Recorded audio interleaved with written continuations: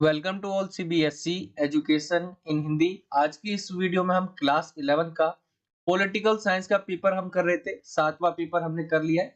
उसका पार्ट 2 आज की इस वीडियो में हम करेंगे। ठीक है, पार्ट 1 अभी हमने किया था आज ही। जिन बच्चों ने देखा नहीं है वो जाके देख सकते हैं, लिंक आपको डिस्क्रिप्शन में मैं आपको प्रोवाइड करवा दूंगा। ये पेपर आपका पॉलिटिकल साइंस का सातवां पेपर होने वाला है। आप यहाँ पे कुछ इस तरह से पेपर देख सकते हैं। और हाँ, जो मॉर्निंग शिफ्ट के बच्चे थे जिनका पेपर हो गया है, जरूर बताइए पेपर किस तरह गया आपका, कैसा पेपर गया। और मैं उनका भी आंसर जो है इस पेपर के बाद आज ही आपको जो है उसको प्रोवाइड करवा दूंगा कि उनके आंसर क्या क्या होंगे, सॉल्यूशन जिसका हम जल्दी आपको प्रोवाइड करवा देंगे। बाकी इस इवनिंग शिफ्ट के जो बच्चे और जिनका पेपर कल होने वाला है, उनके लिए हमने सातवां पेपर भी बनाया था, जिसमें पार्ट 1 हमने कर लिया है। पार्ट 2 आज की इस वीडियो में हम करने वाले हैं। पेपर कुछ देखेंगे, कुछ इस तरह से आपका 80 नंबर का आएगा। ठीक है, और यहाँ पे आप देखेंगे सामान्य निर्देश। तो सामान्य निर्देश में टोटल जो आपके क्वेश्चन रहेंगे वो 30 भी रहेंगे और सभी क्वेश्चंस अनिवार्य है। 1 से लेकर 12 तक जो क्वेश्चन रहेंगे आपके एमसीक्यू टाइप क्वेश्चंस रहेंगे। ठीक है, 13 से 18 तक जो क्वेश्चन रहेंगे 2-2 नंबर वाले होंगे। इनका आंसर आपको 50 शब्दों से अधिक नहीं देना है। क्वेश्चन नंबर 19 से लेकर 23 तक आपके 4-4 अंक के क्वेश्चंस है। 100 शब्दों में इनका आंसर देना है। क्वेश्चन नंबर 24, 25 और 26 पैसेज, कार्टून और आपका पिक्चर वाला क्वेश्चन, चित्र वाला रहने वाला है। इसके ऊपर रहने वाला है और ये भी 4-4 नंबर वाले ही क्वेश्चन है। और क्वेश्चन नंबर 27 से अगर हम देखें, क्वेश्चन नंबर आपका जो है 27 से लेकर 30 तक जो क्वेश्चन रहेंगे ये 6-6 अंक के होंगे और इनका आंसर आपको 170 शब्दों से अधिक नहीं देना है। और 6 नंबर वाले जो क्वेश्चन है इसके अंदर आपको आंतरिक विकल्प भी देखने को मिलेंगे। तो ये सामान्य निर्देश है पेपर का, इस तरह इस पैटर्न से आपका पेपर आएगा। इंग्लिश में अगर हम बात करें पैटर्न की, इंग्लिश में किस तरह होगा, जनरल इंस्ट्रक्शंस। ठीक है, इंस्ट्रक्शंस क्या क्या है, तो all questions are compulsory. Question number 1 to 12 are multiple choice question of 1 mark each. Question number 13 से 18 तक रहेगा आपका 2 marks each. Answer to these question should not exceed 50 words each. Question number 19 से 23 तक are of 4 marks each. Answer to these question should not exceed 100 words each. Question number 24, 25 and 26 are passage, cartoon and picture questions। ठीक है, इसे आप picture questions या आप इसे draw कह सकते हैं, ड्राइंग वाला क्वेश्चन। क्वेश्चन नंबर 27 से 30 तक आपका जो रहेगा 6 marks each. Answer to these question should not exceed 170 words. There is an internal choice in 6 marks question. तो ये आपका पेपर का पैटर्न है, कुछ इस तरह से पेपर का पैटर्न रहेगा आपका। इंग्लिश मीडियम में हम और हिंदी मीडियम में हमने दोनों में ही पेपर को प्रोवाइड करवाया है। आते हम मेन उसकी तरफ। पार्ट 1 हमने कर लिया, पार्ट 2 की तरफ आते। एक चीज मैं आपको और बता दूं, इससे पहले हमने सातवां पेपर चल रहा है, इससे पहले 6 पेपर करवा रखे। उसके भी आपको जो है नीचे प्लेलिस्ट में लिंक दे दिया जाएगा, वो पेपर्स भी आप देख सकते हैं। और जैसा कि मुझे मैंने पेपर को हल्का ही देखा है जो मॉर्निंग शिफ्ट का था, क्योंकि मुझे इस पेपर की तैयारी करवानी थी। तो लगभग 95 प्लस जो है आप देखेंगे पेपर को, तो ये हमने करवा रखा था जो मॉर्निंग शिफ्ट में आया है। आप भले ही मैं जो है ये नहीं कह रहा कि मैंने जो बोला था वही आ गया 100%। ठीक है, लेकिन 95 प्लस जो है आप कह सकते हैं कि पेपर वही आया है। आप अगर चाहे तो आप सैंपल पेपर जाकर देख सकते हैं, जो हमने प्रीवियस 6 पेपर करवाए हैं उसी में से क्वेश्चन निकल कर आए हैं। तो इन पेपर को जरूर कर ले, जो इवनिंग शिफ्ट के बच्चे हैं इसी में से पेपर आएंगे। और कोई डाउट रह जाता है आपका तो आप मुझसे इंस्टाग्राम पे पूछ सकते हैं, लिंक आपको मैं डिस्क्रिप्शन में प्रोवाइड करवा दूंगा। वहां से कोई भी डाउट रहता है पेपर से रिलेटेड तो आप मुझसे पूछ सकते हैं। यहाँ से हम पार्ट 2 स्टार्ट करने वाले थे। क्वेश्चन नंबर आपका जो है 19 से। ठीक है, ये पार्ट 2 है आपका। 4 मार्क्स के क्वेश्चन होंगे इसके अंदर। सबसे पहला क्वेश्चन है संविधान में संशोधन संबंधी विशेषताएं क्या क्या है, ये आपको बताना है। तो हमारा जो संविधान है उसको हमने ऐसा बनाया है कि संविधान में क्या है, संशोधन भी किया जा सके। संशोधन मतलब क्या होता है, बदलाव। देखिए एक नियम है, नियम इधर बहुत सारे नियम लिखे हुए, लेकिन आगे चल के क्या है, इन नियमों को हमें बदलना भी पड़ सकता है, क्योंकि समय के अनुसार जो है नियमों में भी बदलाव होते हैं। तो हमने इसे ऐसा बनाया कि इसमें हम संशोधन कर सके। संशोधन की हमने प्रक्रिया भी बता रखी है कि किस तरह से होगी। जैसे संसद में, इसे मैंने आपको पहले ही बताया कि संसद में जो है इसकी संशोधन की प्रक्रिया शुरू होती है। ठीक है, संविधान की प्रक्रिया अनुच्छेद जो है, संविधान में अगर संशोधन करना है तो इसकी प्रक्रिया अनुच्छेद 68 में हमें दी हुई है, किस तरह से संविधान में संशोधन होगा। संशोधन का मतलब ये नहीं होता कि पूरा का पूरा संविधान चेंज हो जाएगा। या उसकी मूल संरचना जो है वो चेंज हो जाएगी, नहीं। उसका मतलब होता है ये जो है जो चीज कुछ पॉइंट है उसको हटा दिए जाएंगे, उसकी जगह कुछ और को ऐड कर दिया जाएगा, ठीक है। संविधान के मामले में अगर हम देखें तो भारतीय संविधान ना तो बहुत कठोर है ना ज्यादा लचीला, ठीक है। या तो इसे आप लचीला और कठोरता का मिश्रण कह सकते हैं, जहां पे संशोधन करना बहुत आसान भी है और बहुत ज्यादा कठिन भी। अगर हम देखें 1950 में हमारा जो है संविधान लागू होता है 26 जनवरी 1950 को, आपको पता होगा। तो उस समय क्या है, उस समय से लेके अभी तक हम देखें तो 105 संशोधन या इससे ज्यादा हो गए हो अब तक, ठीक है। जैसा कि आपकी बुक में लिखा हुआ है उसमें मैंने 105 देखा है, क्या पता ज्यादा भी हो गए हो। तो यहाँ तक 105 बार हमने अभी तक संशोधन कर चुके हैं इसमें संविधान में, और इसके लिए 124 संविधान संशोधन जो विधेयक जो है वो पारित हुए। यानी संसद में क्या गया, संसद के अंदर हमने 124 बार डाले, 124 बार की संविधान में संशोधन हो, उसमें से 105 बार तो हो चुके हैं, ठीक है। जो लास्ट का जो था 124वां जो संविधान संशोधन हमने किया, उसमें हमने ये बात रखी कि इस संशोधन में क्या है कि सामान्य वर्ग के आर्थिक रूप से कमजोर वर्ग के लोग क्या है 10% जो है आरक्षण देने का हमने प्रावधान सोचा था, ठीक है। ये संशोधन है। संविधान संशोधन जो है विधेयक के मामले में राष्ट्रपति को पुनर्विचार के लिए भेजने का अधिकार नहीं होता। जैसा कि मैंने आपको बताया था, संसद के जो है 3 मेन पार्ट है, ठीक है। लोकसभा, राज्यसभा और राष्ट्रपति, ठीक है। ये लोकसभा, ये राज्यसभा और ये राष्ट्रपति।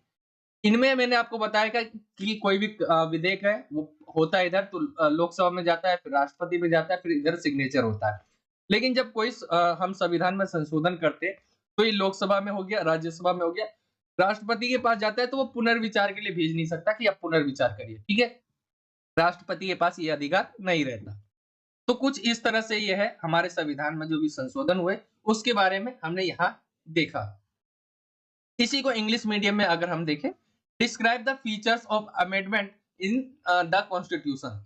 तो the process of amendment start from the parliament only, ठीक है। Article 368 the process of amendment हमें बताया गया है।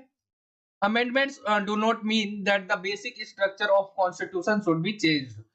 Mixture of Indian constitution, flexibility and rigidity in matters of amendments. About 105 amendments have been made since the constitution came into force in 1950. For this 24th constitutional amendment bill has been passed according to the 24th constitutional 124th, sorry यहाँ पे 124th है, ठीक है। 124वां constitutional amendment bill. There is a provision to give 10% reservation to the economically weaker section of the general category. In the matter of constitution amendment bill, the president does not have the right to send it the reconsider, ठीक है। Reconsider के लिए जो है वापस नहीं भेज सकता। तो ये हो जाएगा आपका क्वेश्चन नंबर जो है 19वां। आगे हम आते हैं, मेरा गला जो है बहुत ज्यादा दर्द कर रहा है, तो मैं थोड़ा ऐसा दूसरों से थोड़ी या कमियां हो सकती है वीडियो को बनाते हुए, ठीक है। तो उसको आप इग्नोर करना। क्वेश्चन नंबर 20 की तरफ आते हैं। भारत में आरक्षण स्थानों की प्रणाली क्यों अपनाई गई है? आरक्षण स्थान, हमने जो है आरक्षण दे रखा है कईयों को भारत में, ठीक है। हमने आरक्षण को अपनाया क्यों है? क्योंकि सभी लोग तो बराबर है। आरक्षण देने से क्या होगा, इनमें एकता नहीं रहेगी, मतलब एक समान जो है व्यवहार नहीं कर रहे हम। आरक्षण किसी को दे रहे, किसी को नहीं दे रहे। लेकिन ये बताइए कि आरक्षण दिया ही क्यों जाता है? आपने देखा होगा, मैं भी स्कूल में था तो मैं देखता था कि जैसे हम जो है, मैं उसकी बात करूं अगर धर्म की, तो मुस्लिम हो गया या उनके अलावा जो दूसरे धर्म है हिंदू के अलावा, ठीक है, हिंदू के अलावा जितने भी धर्म है उनको क्या है थोड़ा ज्यादा पैसे मिला करता था स्कूल में मेरे टाइम पे। जैसे मोमडन जो हुआ करते थे उनको हमसे डबल जो है पैसा मिलता था। तो ये क्या है, ये सोचते होंगे आप भेदभाव है। इसको क्या कहते हैं, सरकार ये आरक्षण के रूप में उन्हें देखती है। आरक्षण क्यों? क्योंकि समाज के भिन्न भिन्न वर्गों में क्या है, एक आपस आपस में क्या है कि एक समान लाया जाए, सबको एक जैसा या आर्थिक रूप से जो है बराबर किया जाए। जो अमीर और गरीब की खाई है आप देखते होंगे बहुत ज़्यादा बढ़ती जा रही है, उनको जो है कम किया जा सके और जो है जो गरीब लोग हैं या जो पिछड़े लोग हैं, उनको क्या किया जाए, उनका विकास किया जाए। तो इन वजह से जो है भारत में आरक्षण जो है प्रणाली अपनाई जाती है और यहाँ पे आप देख सकते हैं इसके कई सारे विरोध भी उत्पन्न होते हैं। कई विद्वान कहते हैं कि ये क्या है, कि ये सही नहीं है। यहाँ तक कि आप देखेंगे जो महात्मा गांधी है, महात्मा गांधी ने ब्रिटिश सरकार द्वारा जो है पूना समझौता 1932 के अंतर्गत जो है हरिजनों को आरक्षण देने के विरोध में जो है भूख हड़ताल की थी। जो हमारे संविधान निर्माता है डॉक्टर भीमराव अंबेडकर, उन्होंने भी आरक्षण की जो व्यवस्था थी उनका विरोध किया था। लेकिन कई ऐसे विद्वान भी है जो आरक्षण का क्या करते हैं, समर्थन भी करते हैं। लेकिन क्या आरक्षण से क्या क्या फायदा होता है, तो उसके पक्ष में आपको कुछ कहना है यहाँ पे, ठीक है। जैसे आर्थिक उन्नति में सहायक आरक्षण की नीति का समर्थन करने वालों का मत होता है कि इससे समाज में क्या है, गरीब वर्गों के लिए जो वर्षों से रुके हुए जो व्यवसाय है उनके अवसर खुल जाते हैं और वो भी धीरे धीरे क्या है, कमजोर वर्ग होते हैं, धीरे धीरे वो भी अपने आप को औरों के मुकाबले जो है खड़े करने लग जाते हैं। मतलब एक समाज जो है विकास में हो जाते हैं, ठीक है। आर्थिक विकास की बात हो रही है, आर्थिक जो दशा है उनकी सुधर जाती है। सामाजिक सम्मान में वृद्धि, ये देखेंगे आप तो आप आज भी देखते होंगे कई गरीब घर से जो है बहुत बड़ा व्यक्ति बन जाता है, ऐसे पद पे बैठ जाता है, तो उनका क्या होता है आप देखेंगे, तो ये क्या आरक्षण की व्यवस्था से आरक्षण दिया जाता है उनको, तो गरीब से गरीब जो है देखेंगे आईएएस आईपीएस, ठीक है, ऐसे बन जाते हैं और बनते भी है। तो क्या है कि एक आप देखेंगे समाज में क्या होता है, एक सम्मान की भावना आती है। इससे लोगों में क्या होता है कि आप देखेंगे कोई गरीब का लड़का आईएएस बन गया, तो फिर उसकी जो रिस्पेक्ट होती है वो गाँव में किसी भी समाज में देखेंगे बहुत बढ़ जाती है। तो इससे जो है धीरे-धीरे क्या है कि आपसी जो एक होता है ना कि आप अछूत है या ये है, ठीक है? ऐसे समझते थे, लेकिन धीरे-धीरे जो है वो जो है समझने लग जाते हैं और बदलाव आने लग जाती है। यानी कमजोर वर्ग में को जो है आगे करना आप एक तरह से देखेंगे समाज में उनको सम्मान दिलाना। ये चीजें आ गई सामाजिक तथा आर्थिक न्याय संबंधी व्यवस्थाओं को समुचित रूप से लागू करने के लिए, ठीक है? एक ये हो गया हमारे संविधान में सामाजिक एवं आर्थिक न्याय को लागू करने के लिए अनेक व्यवस्थाएं की गई है। आरक्षण नीति के परिणाम स्वरूप इन व्यवस्थाओं को व्यवहारिक रूप देना जो है संभव हुआ है। पिछड़े वर्गों की निर्धनता दूर करने में सहायक, ये भी मैंने आपको बताया। जो भी पिछड़े लोग थे, गरीब थे, जैसे अनुसूचित जाति, अनुसूचित जनजाति की आर्थिक दशा क्या थी, बहुत खराब थी। लेकिन जैसी जो है आरक्षण की नीति अपनाई गई, ठीक है, लाया गया, तो सरकार द्वारा जो है कुछ ना कुछ ऐसी इनके लिए की जाती है, इनके लिए अलग से जो है कानून बनाए जाते हैं या इनको विकास के लिए, उनके विकास के लिए जो ऊपर करने के लिए इनको सरकार द्वारा सहायता भी दी जाती है। लोक सेवाओं में पिछड़े वर्ग का प्रतिनिधित्व बढ़ा, जैसे मैंने बताया था आपको कि एक लंबे समय तक समाज का पिछड़ा वर्ग सार्वजनिक सेवा मतलब कोई एक पद हो गया जो गवर्नमेंट जॉब आप जिसे कह सकते हैं। आरक्षण के वजह से जो है वो ऊपर आया है और वो भी ऐसे पदों पर बैठा है। तो ये सारी चीजें आप एक्सप्लेन कर सकते हैं यहाँ पे। तो ये पॉइंट्स है, आप इसे लिख सकते हैं। भारत में आरक्षण की जो नीति है क्यों अपनाई गई है, आप इसके अगर विरोध में क्वेश्चन आ जाए तो इससे आप कह सकते हैं कि जो देश है या लोग है उसमें जो है जो एक सम्मान की बात की गई है उसका ये खंडन करता है, ठीक है। एक समान जैसे सभी को सरकार द्वारा एक जैसा जो है दिया जाएगा, ठीक है। तो ये चीजें जो है इसके ऊपर कई सारे वाद विवाद भी है। क्वेश्चन नंबर 20 कोई अगर इंग्लिश मीडियम में देखे, why was the system of reservation two of seats adopted in India, ठीक है। तो मैंने आपको रीजन बताइए, मैं आपको इंग्लिश मीडियम में यहाँ की तरफ आऊंगा और वैसे यहाँ पे भी है, आप लिख सकते हैं महात्मा गांधी जो है Mahatma Gandhi went to on a hunger strike to protest against the reservation given to Harijans under the Poona pact of 1932 by the British government, ठीक है। And also doctor Bhimrao Ambedkar the creator of Indian constitution was also the main critic of the system of reservation, ठीक है। तो ये आप लिख सकते हैं यहाँ पे। बाकी हेल्पफुल एंड इकोनॉमिक प्रोसेस आप इसे लिख सकते हैं। यहाँ पे मैं आपको ये पढ़ के नहीं बताऊंगा, यहाँ आपको दिखा दे रहा हूँ, ठीक है। मेन पॉइंट है इंक्रीज इन सोशल रिस्पेक्ट हो गया आपका, इंक्रीज होता है सोशल रिस्पेक्ट में। अगला पॉइंट है properly implementing the system related to the social and economic justice, helpful in removing the poverty of a backward classes.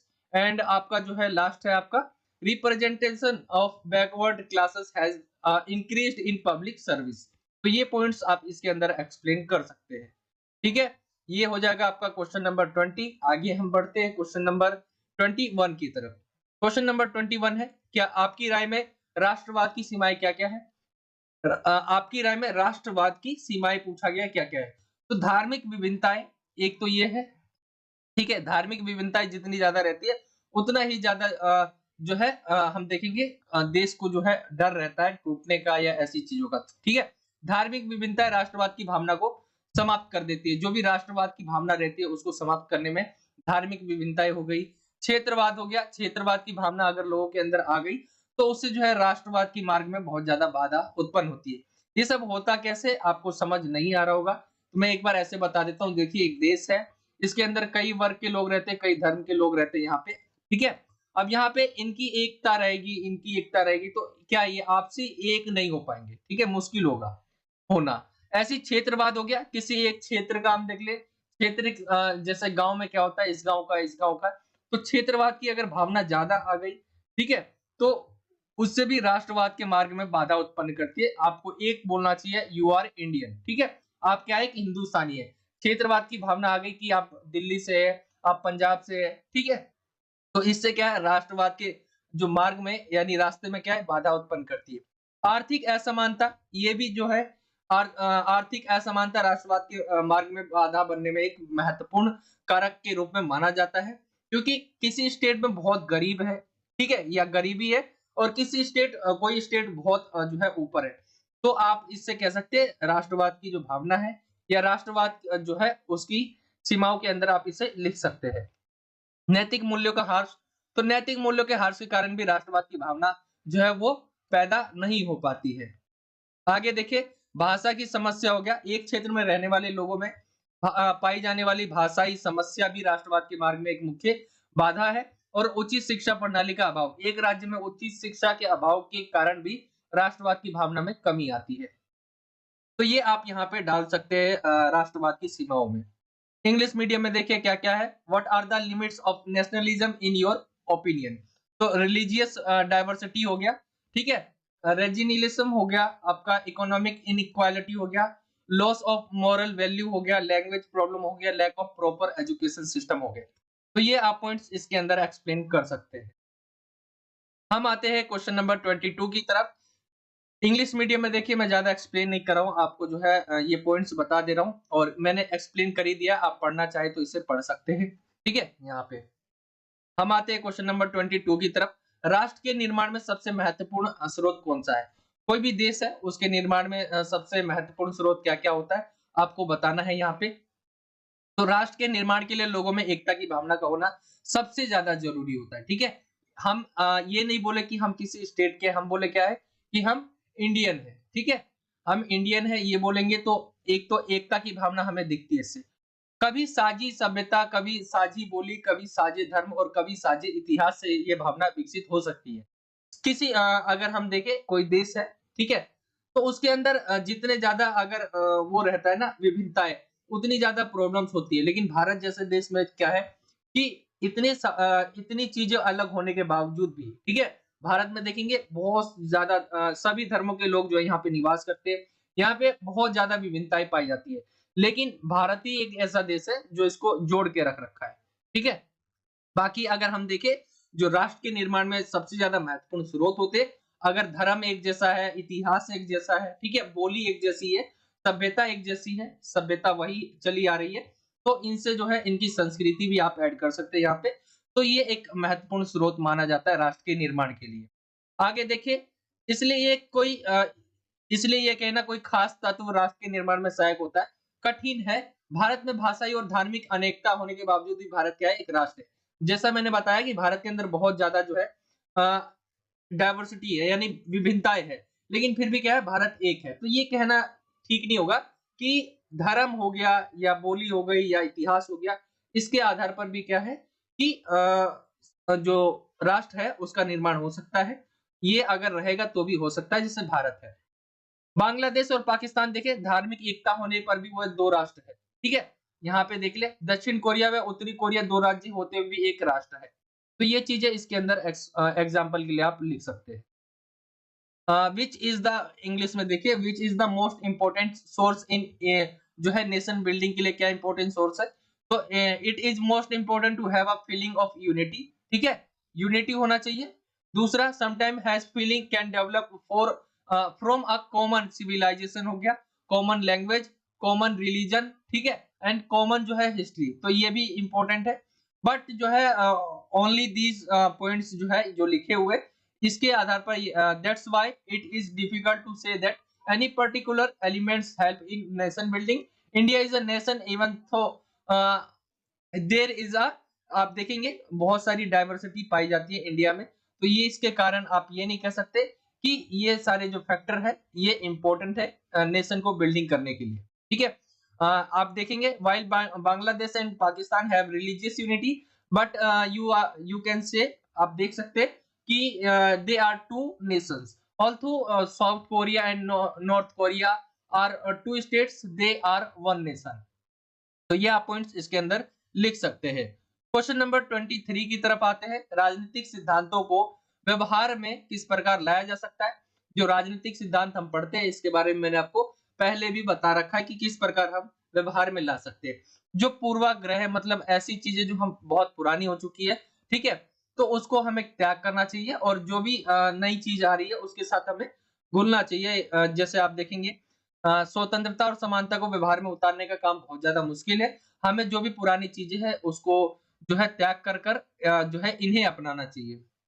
राजनीतिक सिद्धांत के अध्ययन के द्वारा हम राजनीतिक व्यवस्था के बारे में अपने विचारों तथा भावनाओं का परीक्षण कर सकते हैं। हम ये समझ सकते हैं कि सचेत नागरिक एक ही देश का सचेत नागरिक ही देश का विकास कर सकते हैं, यानी नागरिक ही जो है देश का विकास कर सकते हैं। कोई वस्तु नहीं, यह मनुष्य से संबंधित है। उदाहरण के लिए समानता का अर्थ सभी के लिए समान अवसर है, फिर भी महिलाओं, वृद्धों या विकलांगों के लिए अलग व्यवस्था की गई है, आप यहाँ पे देख सकते हैं। इससे हम कह सकते हैं कि पूरी समानता संभव संभव कहीं पर भी नहीं होती। भेदभाव का तर्क संगत आधार जरूरी है, यानी भेदभाव का जो है, अगर भेदभाव हो रहा है तो उसके लिए तर्क जो है जरूरी है, वो भी तर्क ऐसा जो मानने योग्य है। जैसे अभी एग्जाम्पल के लिए आपने महिलाओं, वृद्धों और विकलांगों के लिए देखा, ठीक है। हम भेदभाव करते हैं, जैसे महिला और पुरुष, इनके साथ भेदभाव किस तरह से होता है। महिलाओं को आप देखेंगे बस में हो गया, मेट्रोस में हो गया, तो इनमें क्या है कि वहां लिखा रहता है, बस में ज्यादातर लिखा रहता है ये सीट महिलाओं के लिए है, ठीक है। तो भेदभाव होता है, लेकिन क्या ये तर्क संगत है भेदभाव, मतलब ये हो सकता है, कोई दिक्कत नहीं है। इंग्लिश में अगर हम देखें, how can political principles but B put into practice, ठीक है। तो the nature of politics kept changing with time. The task of putting political principles like liberty and equality into practice is very difficult. We should abandon our, ठीक है, prejudice and adopt them. हमारी जो भी पुरानी जो चीजें हैं उसको हमें भूलना चाहिए। Through the study of political theory, we can test our thought and feeling about political system. We can understand that only conscientious citizens can develop the country. Political theory is not a thing; it is related to human being. Human being inequality. ठीक है, sorry, equality means equal opportunity for all, yet different arrangements are made of women, old or disabled, ठीक है। So we can say that complete equality is not possible. Rational basic of discrimination is necessary. तो यहाँ पर ये points आप लिख सकते हैं। क्वेश्चन नंबर 24 पे आएंगे। ये गद्यांश वाला है, इसमें बोला गया है, इसके आपको पढ़ने हैं और इसके आंसर देने हैं जो पूछा गया है। तो डायरेक्ट क्वेश्चन पे आएंगे। राजनीतिक कार्यपालिका क्या है, किसे कहते हैं, जो क्या करती है। यहाँ पे सरकार का प्रमुख है, केवल मंत्री, सरकार का प्रमुख व मंत्री परिषद उपयुक्त में से कोई नहीं। तो राइट आंसर निकल कर आ जाएगा ऑप्शन सी, सरकार का प्रमुख और मंत्री परिषद दोनों ही है, ठीक है। आगे हम देखें, स्थायी कार्यपालिका में शामिल किया जाता है किसको, तो स्थायी कार्यपालिका नौकरशाही को शामिल किया जाता है। कार्यपालिका का मुख्य कार्य क्या है, कार्यपालिका का मुख्य कार्य क्या है, कानून निर्माण करना, ये नहीं है, ये विधायिका का काम है। न्यायिक निर्णय, ये भी नहीं है, न्यायपालिका का काम होता है। नीतियों व कानूनों को लागू करना, ये काम होता है कार्यपालिका का, ठीक है। आगे हम देखिए फोर्थ क्वेश्चन है राजनीतिक कार्यपालिका का उदाहरण है। तो राजनीतिक कार्यपालिका में प्रधानमंत्री मंत्री, ठीक है, प्रधानमंत्री तथा उसकी मंत्रिपरिषद उपयुक्त में से कोई नहीं। तो ये हो जाएगा ऑप्शन सी राइट, ठीक है, प्रधानमंत्री और उसकी मंत्रिपरिषद। तो ये आपका रहेगा ये गद्यांश वाला। इसे आप यहाँ से पढ़ के भी देख सकते हैं। अगर आपको आंसर ना मिले तो आपको जो है खुद से आंसर करना पड़ेगा। यहाँ पे आपको हिंट जरूर दे दिया जाता है। इसी को इंग्लिश मीडियम में देखिए, read the passage given below and answer the questions given below. तो ये आपको पढ़ना नहीं है, डायरेक्ट क्वेश्चंस पे आना है। What is the political executive, ठीक है, तो यहाँ पे ऑप्शन सी जो है राइट हो जाएगा। Head of government and council of ministers who is include in the permanent executive, ठीक है, तो ये होता है ब्यूरोक्रेसी, ठीक है, नौकरशाही जिसे बोलते हैं, ऑप्शन बी ये राइट हो जाएगा। What is the main function of executive, तो फंक्शन क्या है इसका, लॉ मेकिंग है, जुडिशियल डिसीजन है या इंप्लीमेंटिंग पॉलिसीज एंड लॉ। तो राइट आंसर ऑप्शन सी निकलकर आ जाएगा। क्वेश्चन 4 है the example of political executive is, क्या है एग्जांपल, तो prime minister and his council of minister. तो राइट आंसर ऑप्शन सी हो जाएगा आपका। तो ये होता है कुछ इस तरह से आपका जो है गद्यांश वाला क्वेश्चन। ये आपके 4-4 नंबर वाले क्वेश्चंस होंगे 24 से लेकर आपके 26 तक। ये आपका चित्र वाला क्वेश्चन है, यहाँ पे आप कार्टून देख सकते हैं, ये आपका है कार्टून वाला क्वेश्चन और दिए गए कार्टून का अध्ययन करना है और पूछे गए क्वेश्चन क्या क्या है हम देखते हैं। ये देखेंगे, इस कार्टून को आपको ध्यान से एक बार देख लेना है। हम डायरेक्ट क्वेश्चंस पे आते हैं, ठीक है। उपयुक्त कार्टून में संसद को किस रूप में दिखाया गया, तो हाकिम के रूप में, ठीक है, हाकिम के रूप में यहाँ पे संसद को दिखाया गया। यहाँ पे आप देखेंगे तो यहाँ संसद लिखा हुआ है, ठीक है, ये सब गए हैं संसद के पास और इनको हाकिम के रूप में दिखाया जा रहा है। उपयुक्त कार्टून में लाइन में लगे कौन है, राष्ट्रपति है, मंत्रीगण है, संसदीय सदस्य या आम जनता है। तो ये सब मंत्रीगण है, ऑप्शन बी राइट हो जाएगा। उपयुक्त कार्टून में संसद की कौन सी शक्ति है, ठीक है, तो आपके सामने ऑप्शन है संसद की कानून पारित करने की, शक्ति देने की, धन आवंटित करने की, इनमें से कोई नहीं। तो धन बांटने की शक्ति है, सी हो जाएगा सही। और क्वेश्चन नंबर 4 देखिए, संसद किसके माध्यम से कार्यपालिका को नियंत्रित करती है, ठीक है, तो प्रश्न पूछकर अविश्वास प्रस्ताव, वित्त पर नियंत्रण द्वारा, उपरोक्त सभी। तो ये सभी कारण है जिससे जो है संसद जो है कार्यपालिका को नियंत्रित करती है। तो ये आपका हो जाएगा कार्टून वाला क्वेश्चन। इसी को इंग्लिश मीडियम में देखें, study the given cartoon and answer the following questions. तो क्वेश्चन 1 पे आते हैं हम, how is the parliament shown in the above cartoon, तो हाकिम राइट आंसर ऑप्शन ए आ जाएगा। क्वेश्चन दूसरा देखें, who are the people standing in the line in the above cartoon, ठीक है, तो ये कौन हो जाएंगे, आपके सामने ऑप्शन है ये सारे, राइट आंसर आपका जो है मिनिस्टर्स हो जाएंगे, ऑप्शन बी।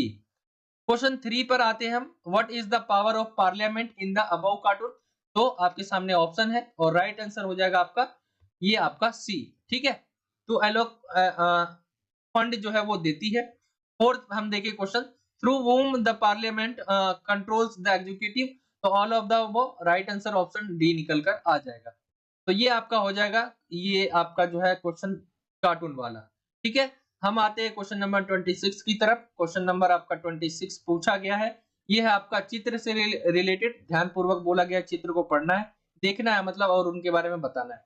तो हम देखिए वो जो चित्र है इसमें इस व्यक्ति का क्या नाम है, तो रविंद्रनाथ ठाकुर इनका नाम है, ऑप्शन ए हो जाएगा। ये आपने देखा भी होगा अपने किताब में। उपयुक्त चित्र में दर्शाई गई छवि के अनुसार सबसे महत्वपूर्ण क्या है, तो वो सबसे महत्वपूर्ण इन्होंने मानवता को दिया है। उपयुक्त चित्र में दर्शाई गई छवि ने किसका विरोध किया है, लोकतंत्र का, साम्यवाद या औपनिवेशिक शासन या समाजवाद का, ठीक है, तो यहाँ पे ऑप्शन सी राइट हो जाएगा, औपनिवेशिक शासन का। ये किसने कहा कि राष्ट्रवाद हमारा अंतिम आध्यात्मिक मंजिल नहीं हो सकता, ये इन्होंने ही कहा है, रविंद्रनाथ ठाकुर ने। तो ये हो जाएगा right answer option D fourth का। इसी को अगर हम इंग्लिश मीडियम में देखें, इंग्लिश मीडियम में दिया हुआ है, study the picture given below carefully and answer the questions based on it. तो what is the name of the person shown in the above picture, तो रविंद्रनाथ, ठीक है, ठाकुर आ जाएगा राइट आंसर आपका। आगे हम देखें, क्वेश्चन नंबर आपका सेकंड है, what is the most important according to the image shown in the appropriate picture, ठीक है, तो ह्यूमैनिटी मतलब मानवता, राइट आंसर निकल कर आ जाएगा। थर्ड क्वेश्चन की तरफ आए, is the image shown in the above figure was opposed to democracy, ठीक है, कम्युनिज्म, कॉलोनियल रूल या इसको सोशलिज्म, ठीक है, तो यहाँ पे ऑप्शन सी निकल कर आ जाएगा आपका कॉलोनियल रूल। फोर्थ क्वेश्चन देखिए, who said the nationalism can not be our final spiritual destination. तो किन्होंने कहा था? रविंद्रनाथ ठाकुर ने। ठीक है, राइट आंसर आपका ऑप्शन डी निकल कर आ जाएगा। तो यहाँ तक हमने 4-4 नंबर वाले सारे क्वेश्चंस देखे। आई होप कि यहाँ तक तो आपका क्लियर हो गया होगा।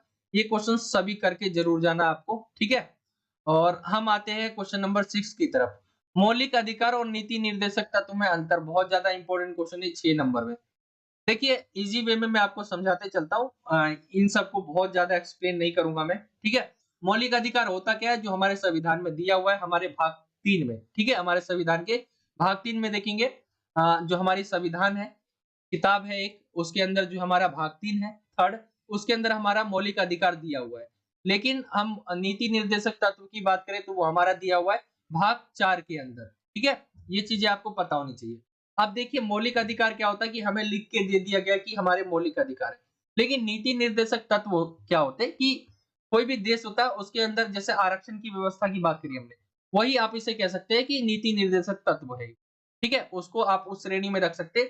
नीति निर्देशक तत्व जो होते हैं वो समाज की भलाई के लिए लगाए जाते हैं या किए जाते हैं।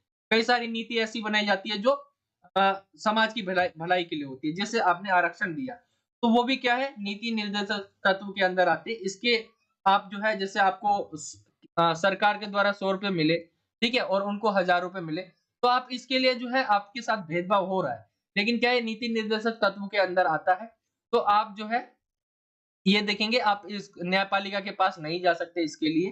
ठीक है, तो मौलिक अधिकारों को कानूनी सहायता सहयोग प्राप्त है, परंतु नीति निर्देशक तत्वों को कानूनी सहयोग प्राप्त नहीं होता है। अर्थात मौलिक अधिकारों के उल्लंघन पर आप क्या है, न्यायालय जा सकते हैं, परंतु नीति निर्देशक तत्वों के उल्लंघन पर आप न्यायालय नहीं जा सकते।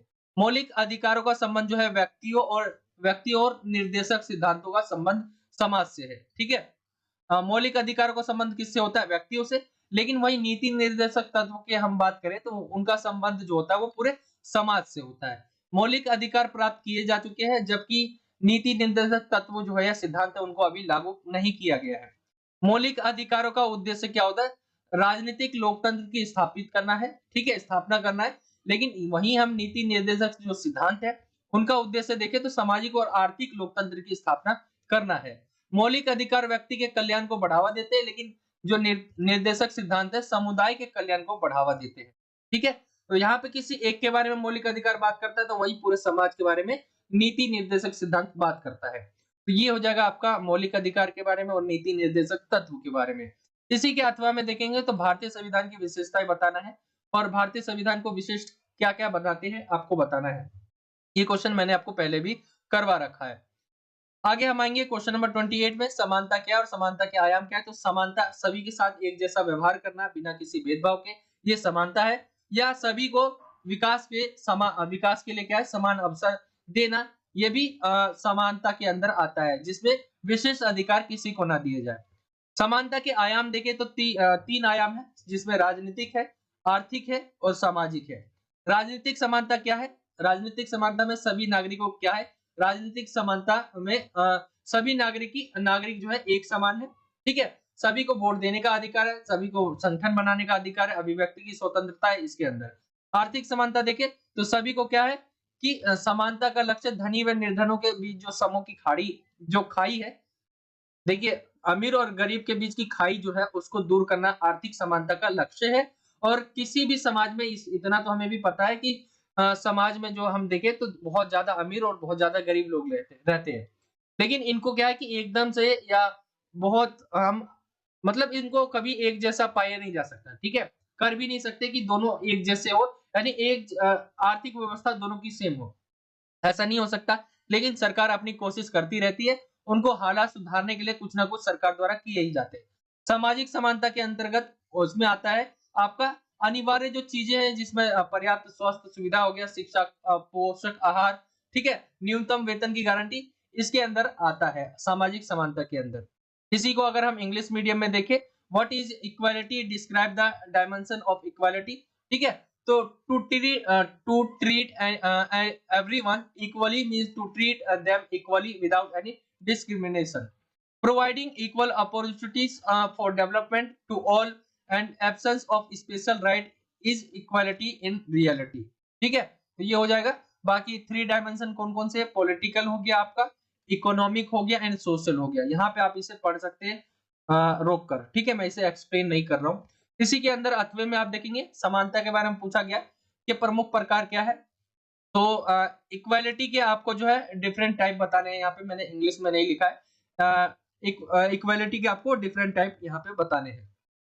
क्वेश्चन नंबर 29वां देखें, राष्ट्रपति के बारे में पूछा गया, उनकी शक्ति और स्थिति का वर्णन करना है। तो राष्ट्रपति आपको पता है कि एक नाम मात्र का जो है इनके पास जो है शक्ति रहती है। ठीक है, नाम मात्र की। यहाँ पे देखिए एक औपचारिक प्रधान है। राष्ट्रपति को वैसे बहुत सारी शक्तियां प्राप्त होती है, जिसमें कार्यकारी, विधायी, कानूनी और आपात शक्तियां प्राप्त है, परंतु इन सभी शक्तियों का प्रयोग क्या है? मंत्री परिषद की सलाह पर करते हैं। राष्ट्रपति के पास विशेष अधिकार क्या क्या है? तो यहाँ पे देखेंगे आप जो 2 सदन होते हैं, लोकसभा और राज्यसभा। ठीक है, तीसरा राष्ट्रपति। तो कोई भी विधेयक जब राष्ट्रपति के पास जाता है तो वो पुनर्विचार के लिए लौटा सकते हैं, सदनों को पुनर्विचार के लिए लौटा सकता है। वीटो शक्ति का प्रयोग करके संसद द्वारा पारित विधेयक पर को जो है स्वीकृति देने में देरी कर सकते हैं। और चुनाव के बाद जो है कई नेताओं के दावे के समय यह निर्णय लेना कि प्रधानमंत्री बनेगा कौन, तो वो राष्ट्रपति ही तय करते हैं। तो ये राष्ट्रपति के विशेष अधिकार है। इंग्लिश मीडियम में देखिए, describe the power of and position of the president. तो पावर एंड पोजीशन क्या रहती है? Is a formal head also the president has many executive, legislative, ठीक है, law making, legal and emergency powers, but he use all these powers on the advice of the council of ministers. Privileges of the president. ठीक है, यहाँ पे अगर हम देख ले 3 क्या क्या इनके पास इंपॉर्टेंट जो स्पेशल पावर है। Can return it to the houses for reconsideration. ठीक है, delay in the giving assent to the bills passed by the parliament by using veto power after the election at the time of the claims of many leaders decide who will become the prime minister। तो ये हो जाएगा आपका। इसी के अंदर अथवा देखिए, प्रधानमंत्री की शक्ति के बारे में, उनकी स्थिति के बारे में पूछा गया है। क्वेश्चन नंबर 30 आपका, सामाजिक न्याय की स्थापना के लिए 3 सिद्धांत कौन कौन से दिए गए? तो सबके साथ समान लोग हैं, जो एक जैसे लोग हैं उनके साथ एक जैसा व्यवहार करना, समानुपातिक न्याय और विशेष जरूरतों का विशेष ख्याल।